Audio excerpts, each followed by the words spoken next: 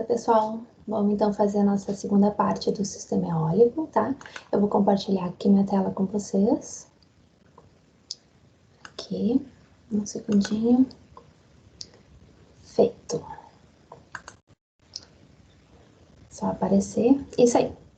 Então tá, então agora a gente vai falar sobre a parte 2 da nossa aula de sistema eólico, tá? Então esse aqui é o meu e-mail, carolina.aquina@ufr.br, para qualquer dúvidas que venha a surgir, tá?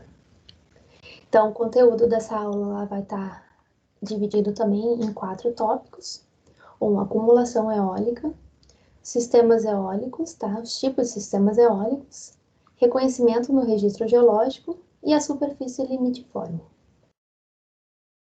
Então, a acumulação eólica, tá? Ela vai ser a deposição total de sedimentos através do tempo, tá? Que vai gerar, então, um corpo tridimensional de estratos que pode ou não ser incorporado no registro geológico, tá? A acumulação, ela é diferente da presença de dunas, porque às vezes a gente pode ter dunas, mas pode não estar gerando acumulação, tá? A duna, ela pode migrar sem ter uma acumulação na vertical. Então, para que ocorra uma acumulação, é necessário que essas dunas elas vão migrando e cavalgando uma em cima da outra, tá? Então, a partir dessa migração e cavalgamento, a gente vai gerar esse corpo tridimensional de estratos, tá? Então, um pré-requisito para acumulação, tá? Ela tem que ser, a entrada de sedimentos, ela tem que ser maior que a saída de sedimentos, porque senão, ao contrário disso, a duna, ela não vai migrar. Então, aqui a gente vai ter as dunas que estão, essa aqui vai cavalgar sobre essa aqui sobre essa aqui sobre essa, e vai gerar, então, essa acumulação, tá? Mas a acumulação, ele é só um dos pré-requisitos para gerar o registro geológico, tá? Mas não é o principal. Para gerar um registro geológico, então a gente vai ter que ter subsidência. Então, a gente vai ter que gerar espaço de acomodação para essa acumulação ficar registrada no registro geológico, tá? Então, a gente tem 2 tipos de sistemas eólicos, então, eles são classificados de acordo com o tipo de interdunas que a gente vai ter. Então, a gente vai ter o sistema eólico seco e o sistema eólico úmido, tá? O sistema eólico seco é quando o lençol freático ou a zona capilar, ela está abaixo da superfície de deposição das dunas. Então, aqui a gente vê um DRA, né, um campo de dunas, onde as depressões entre essas dunas são secas. Então, a gente tem areia e areia, tá? E, por consequência, esses sistemas ele tem uma alta disponibilidade de areia. Então, a gente estaria nessa zona saturada de areia, tá? Um 100% de cobertura de areia. E essas regiões de interdunas, então, elas vão ser mais restritas, porque elas vão estar cavalgando as dunas entre si, vai gerar pequenas baciazinhas que vai ter areia também.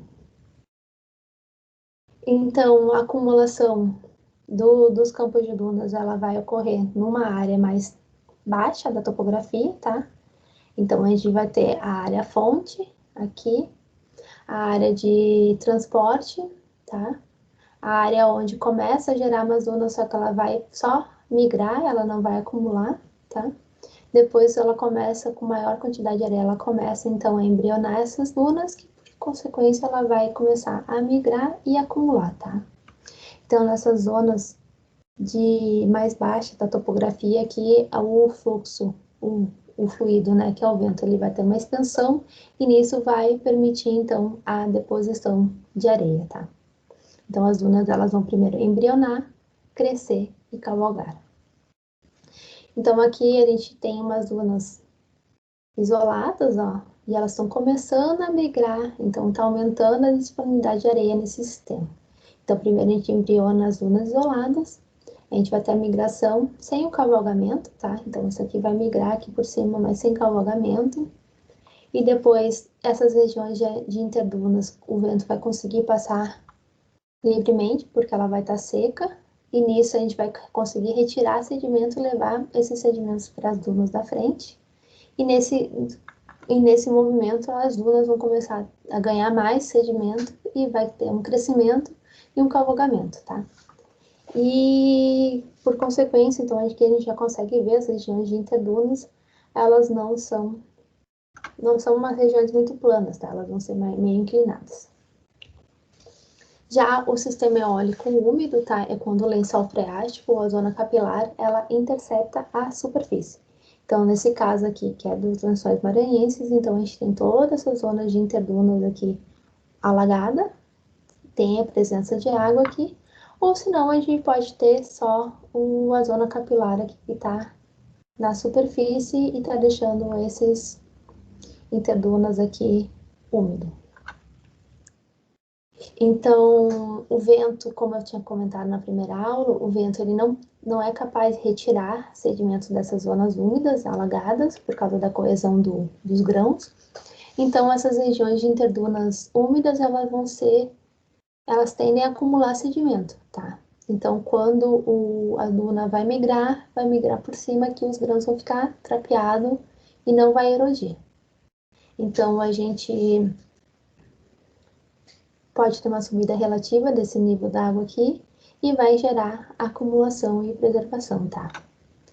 Então, a gente tem nessa figura aqui, ó, a gente vê que a duna, ela vai migrar por cima desse lençol, dessa zona alagada e vai começar a interdigitar. Então, isso aqui é das características que a gente vai observar no registro geológico, tá? E essas zonas de interdunas, elas vão ser mais retas, tá? E elas vão acabar, essas superfícies vão acabar onlapando no dorso da próxima duna que tá ali. Então, a gente vai ter umas superfícies um pouco mais contínuas. Então, por consequência, a gente vai ter uma intercalação, então, dos estratos cruzados das dunas com esses depósitos mais planos de interdunas ao longo do tempo. Então, aqui a gente tem interdunas, estratos cruzados, uma interduna aqui, não esse aqui que é o muro, tá? Mas essa parte aqui de estrada, estratos cruzados, e isso sucessivamente ao longo do tempo. Então, uma relação, tipo de interdunas, a gente vai ter uma relação direta da disponibilidade de areia, tá? Então, quando a gente tem uma zona meta-saturada, que não tem tanta areia, a gente vai ter o lençol freático controlando a deposição da interduna, e já na zona supersaturada, tá? As interdunas vão ser secas e restritas só essas partes de limite de cavalgamento, tá? Então, aqui é um outro esquema, aqui para a seta para baixo é aumento da disponibilidade de areia. Então, se a gente tem uma área de interduna igual às formas de leitos, que as dunas, a gente vai ter um sistema eólico úmido e grandes zonas de interdunas alagadas, tá?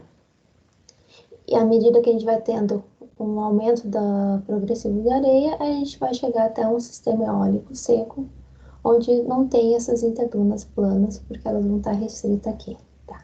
E ela vai estar acompanhando esse ângulo de cavalgamento dessas dunas.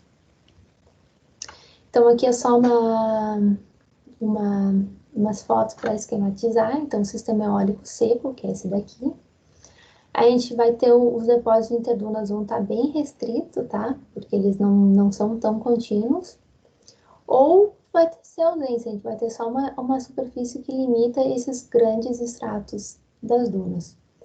Mas se a gente for tentar reconhecer, quando tiver esses depósitos, a gente vai ter, então, como é um sistema eólico seco, a gente vai ter só a migração de ripos.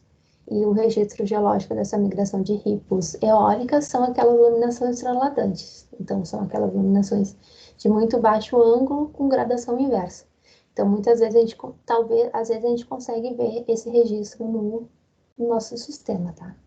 Já o sistema úmido, a gente vai ter uma presença bastante significativa de depósitos de interdunas. Então, aqui a gente tem os setes separados por esses depósitos de interdunas aqui bem marcados, tá? Então, aqui eu já falei, então, as zonas de interdunas secas, elas representam, então, uma linha que pode separar, ou se não, pequenos, bem delgados depósitos de laminação transladente, tá? Geralmente no pé das dunas. E já o interduna seca, não, a úmida não, a gente vai ter esses depósitos de interdunas bastante significativos, tá? Um Alguns registros, então, que a gente pode observar nesses interdunas úmidas, então, eu já tinha comentado na aula passada, a gente pode ter ripos por corrente, porque a gente vai estar chegando o fluxo dentro desses corpos d'água. A gente pode ter deposição de lama, a gente pode ter gretas de dissecação, porque vai chegar um ponto que essa água pode evaporar e ressecar o substrato. Vai ter um monte daquelas estruturas de adesão, então aquelas feições corrugadas, as ripos por adesão. E eles vão ser uma superfície mais plana e os estratos das dunas vão acabar batendo, lapando, que a gente chama, nesses estratos, e muitas vezes vão estar interdigitados também. Então, aqui é só um esquema, um perfil esquemático de como identificar esses registros de interdunas. Então, a gente vai ter estruturas cruzadas de dunas eólicas. Depois a gente vai ter uma zona de interdunas, tá? Então, aqui a gente tá para mais alagado para o mais seco. Então, a gente pode ter marcas onduladas subaquosas. Depois o substrato fica só úmido, vai ter as estruturas de adesão. Então, as marcas onduladas de adesão, os estratos plano paralelo de adesão, que vai ficar, então, aquelas superfícies corrugadinhas, tá? E depois, nas zonas mais marginais, ou se secou tudo, a gente vai ter as marcas onduladas eólicas, que são as laminações transuladantes. E depois vai ter um outro conjunto de dunas que vai estar migrando por esse interduna úmido aqui. Então, para preservar, conforme eu tinha falado anteriormente, então, a acumulação não é sinônimo de preservação, tá? Então, a gente precisa ter esse espaço de acomodação sendo criado constantemente, e para isso a gente vai ter que ter um sistema de subsidência, tá? O sistema eólico, então, a acumulação, ele tem que estar abaixo dessa linha de base regional, que nesse caso do sistema eólico é lençol freático. Então, a gente tem, mesmo que o lençol freático ele não esteja aflorando, a gente só vai conseguir acumular abaixo do lençol freático. Então, para isso, a gente vai ter que ter sempre uma subsidência para aquele corpo de areia que vai estar ali, vai estar preservando, tá? Por quê? Porque o lençol freático vai deixar úmido aquela areia e o vento não vai conseguir erodir por causa da coesão daquelas partículas. Então, levando em consideração isso, o deserto do Saara, esse grande deserto que a gente tem, quando a gente procura em depósitos eólicos, é o mais representativo. Então, ele vai preservar ou não vai preservar? Os geólogos do futuro vão conseguir estudar esse deserto ou não? Bom, neste caso, no contexto atual, os geólogos do futuro não vão conseguir ver, porque esse deserto está a mais ou menos 800 metros de altitude. Ele, apesar de ele ter muita acumulação, tá? Ele tem migração de dunas, cavalgamento de dunas. Essa é uma bacia onde não tem subsidência, muita pouca subsidência. Então, mesmo se tiver uma mudança climática e parar esses depósitos aqui, toda essa área vai ser erodida pelos eventos climáticos posteriores. Então, levando em consideração isso, imagina quantos sistemas eólicos a gente não poderia ter acontecido no passado geológico e não ter ficado preservado, né? Então, para preservar o sistema eólico, então a gente tem que estar abaixo dessa linha do lençol freático.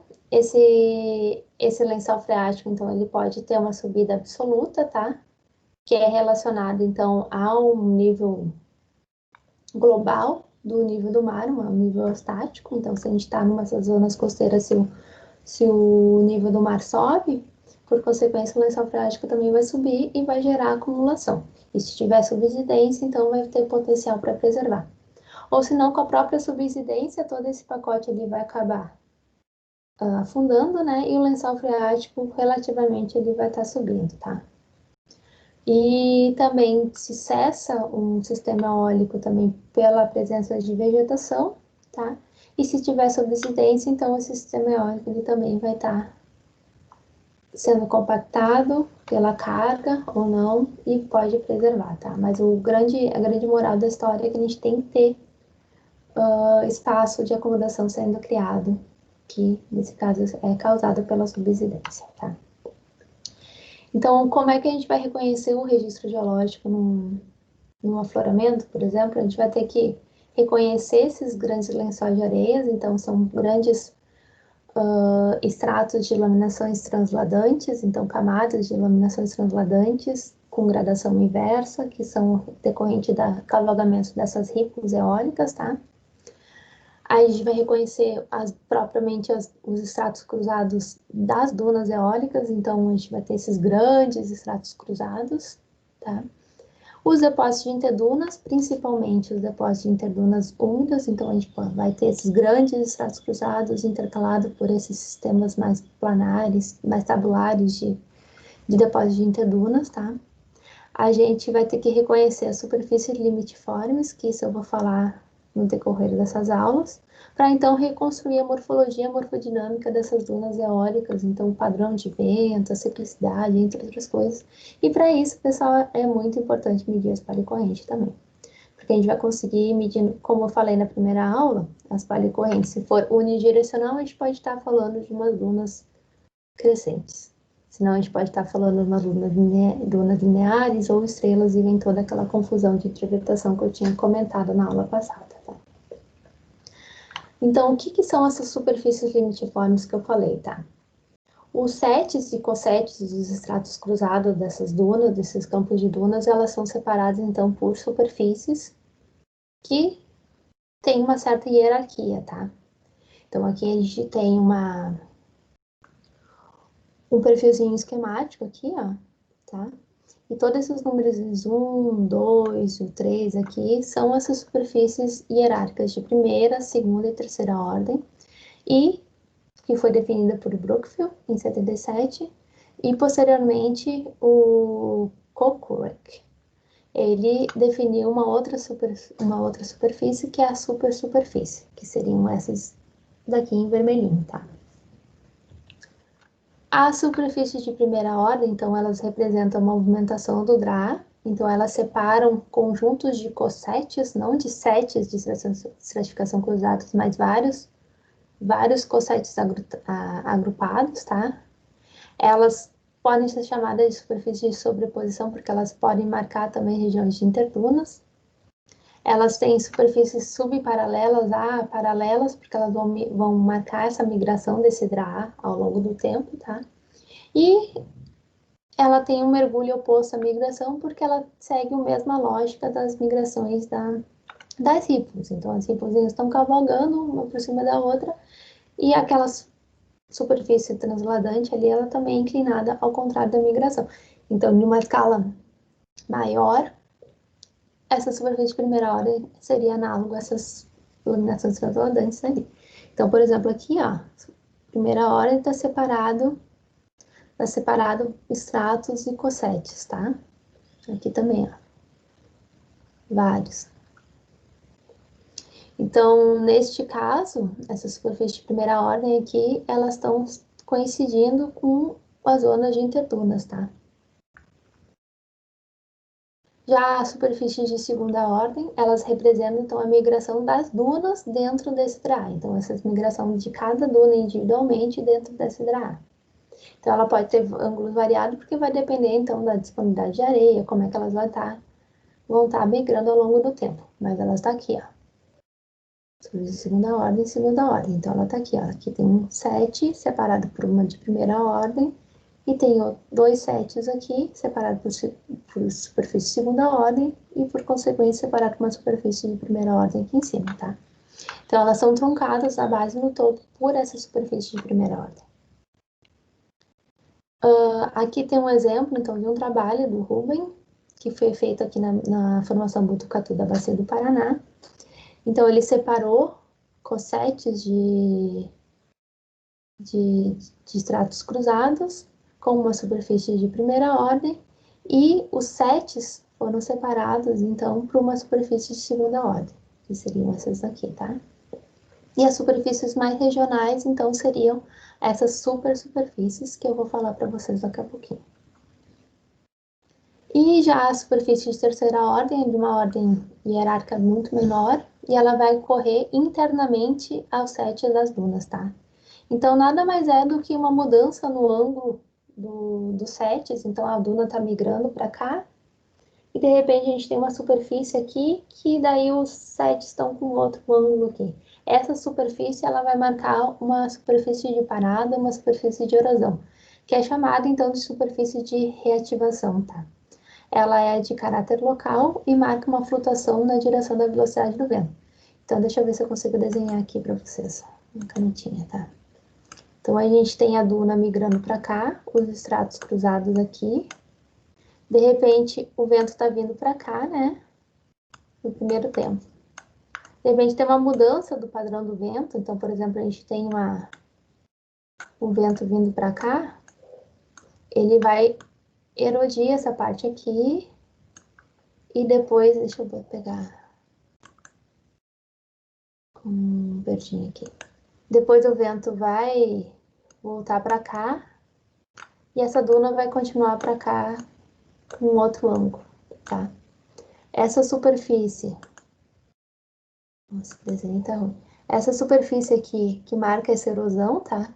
É a superfície de terceira ordem, que é a superfície de reativação. Então, estaria aqui dentro, ó. Então, a gente tem os setzinhos aqui, um outro set aqui. De repente, pode ter acontecido essa mudança de vento, uma parada, erodiu, e os outros sets estão vindo aqui por cima, ó. Aqui e aqui. Então, nota que tem um certo mudança de ângulo aqui, então essa superfície é a superfície de reativação, tá? E por fim, a gente tem as superfícies, então, que essas superfícies são de caráter mais regional, então ela é formada pelo término da acumulação eólica numa determinada área, tá? E ela, ao contrário das outras superfícies ali que tem um caráter autocíclico, que é de dentro do sistema deposicional, essa superfície tem um caráter alocíclico, tá? Então, ela vai ser controlada, pode ser por controles climáticos, por controles tectônicos, por controles eustáticos, então, que vai parar aquela movimentação daquele draar e vai acontecer alguma coisa diferente a partir dali, tá? Então, tem três tipos dessas superfícies. Então, a gente pode ter uma superfície de deflação, que ela tem uma grande extensão lateral, tá? De centenas a milhares de quilômetros. Então, a diferença da superfície de primeira ordem para essa superfície é o tamanho de grandeza e o controle que é alocíclico, tá? Então, aqui a gente tem uma situação onde tem um balanço positivo, a entrada e a saída é maior que a saída de areia, então as dunas estão migrando, mas de repente a gente começa a ter uma baixa disponibilidade de areia, as dunas começam só a migrar sem cavalgar e vai acabar erodindo, vai gerar uma superfície de bypass e vai erodir. Quando chega até o lençol freático aqui, o vento não consegue mais retirar esses sedimentos, tá? E vai gerar, então, algumas características aqui. Então, pode gerar lags de deflação, fraturas poligonais, que é um tipo de gretas de dissecação. Essa superfície, quando atinge, então, o lençol freático, também pode ser chamada de superfície de Stokes, tá? E a partir dessa superfície para cima, pode mudar o teu sistema deposicional ou passar de um sistema eólico úmido para um sistema eólico seco, ao contrário, de sistema eólico seco para um sistema eólico úmido, ou mudar todo o teu contexto, tá? Tem uma outra superfície que é de inundação, tá? Ela não é tão extensa que nem a superfície de deflação, mas ela também dá para seguir, tá? E elas são zonas de inundação dentro desses draar. Então, por uma subida do nível do mar, ou por um aporte de água muito grande que vai acabar inundando e gerando uma superfície aqui que vai acabar vegetando, tá? Por vezes, vai se gerar grandes depósitos lacustres aqui em cima. Num caráter mais regional, a gente consegue seguir até uma máxima inundação na bacia dentro, bacia costeira ou marinha ali, tá? Então, ela vai indicar uma subida regional do lençol freático. Então, A gente vai ter limite, esse limite, então, com esses grandes depósitos com sistema subaquoso, né? Com marca de raiz e tudo mais. Travou. E, pessoal, travou um pouquinho. Agora foi, pera. Bom, e por último, então, aí tem as superfícies de estabilização, que então nada mais é que a fixação nesse campo de dunas, tá? Por vegetação. Então, alguma coisa alocíclica aconteceu que possibilitou, então, a vegetação do topo dessas dunas, e quando tem vegetação, então o vento não consegue mais retirar a areia e vai, onde a gente diz que o campo de dunas morreu. Então, ela pode preservar parcialmente esse relevo, tá? E pode ocorrer, então, a formação de solos, vai ter bioturbação por planta, por animais, pode ter até uma cimentação inicial. Então, essas são uma das características que a gente vai buscar no registro geológico para identificar essa superfície. Além de todas as superfícies são de caráter bem extensivo, tá? Então, como que a gente vai reconhecer essas superfícies no registro geológico? Então, ela vai separar diferentes estilos deposicionais, tá? Indicando o sistema eólico distinto acima e abaixo, pode ser um sistema eólico seco passando por um úmido, tá? Elas são planas e extensivas, então elas têm uma correlação lateral em escala de bacia, pode ser. Elas têm uma superfície com feições diferentes das demais, tá? Pode ter legs de deflação, fraturas poligonais, formação de solos, vegetação, tá? Elas limitam todo o campo de duna, todo esse erg, esses draás, né? Então, como eu falei, são correlacionáveis em escala de bacia, tanto com transgressões marinhas, então a superfície de inundação a gente pode relacionar as transgressões marinhas, tá? Então, e elas são superfícies horizontais que vão estar truncando, então, esses draás. Como eu tinha falado na aula anterior, o sistema eólico, os atuais não são, então, não são restritos só ao nosso planeta, mas os depósitos pretéritos também não são restritos só ao nosso planeta. Então, tem alguns trabalhos aqui que falam também lá de Marte, que identificaram, então, esses grandes depósitos eólicos pretéritos aqui, e fizeram toda uma estratigrafia e uma sedimentologia em cima das fotos tiradas pela Curiosity. Então, aqui eles separaram essas superfícies, os grandes estratos cruzados, tá? Aqui também, ó, então aqui tem um painel regional aqui, que eles conseguiram interpretar. Então, tem as superfícies de primeira ordem, as superfícies de segunda ordem. Então, separaram todos os sets, os cossetes aqui, ó. Então, aqui seria uma superfície de segunda ordem, separado por superfície de primeira ordem. Então, esse trabalho é bem legal, eu vou botar na pasta para vocês darem uma olhada também. Então, de sistemas eólicos era isso, pessoal. Qualquer dúvida, então, a gente pode discutir no nosso próximo encontro presencial, tá? E qualquer dúvida, então, é só entrar em contato comigo, tá bom? Tchau, tchau.